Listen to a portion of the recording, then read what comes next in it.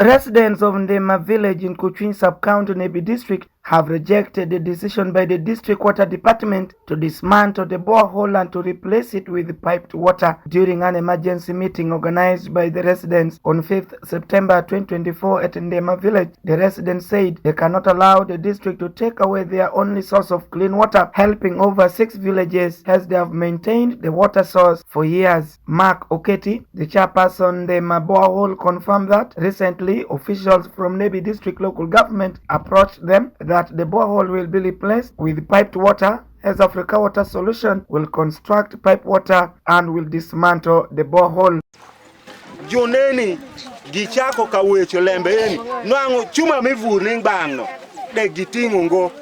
mwaning bang rema gibitingo achiel ikum dano kago village maroma bosiel gitingo chuma igipare komo wakakani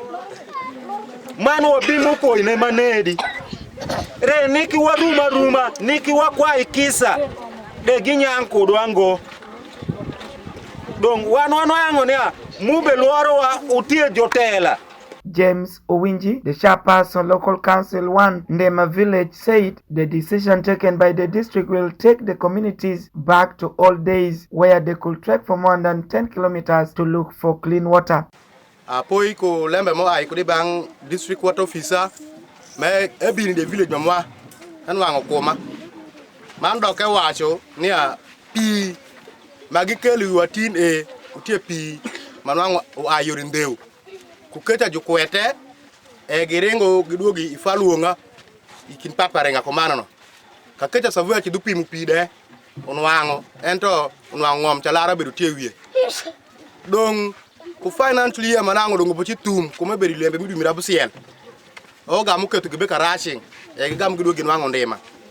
Agnes Nyivuru, 56 years, a resident of Ndiima village, revealed that pipe water will be costly for them as this will need more money for connection. I'm sure swing para mat kesha zo.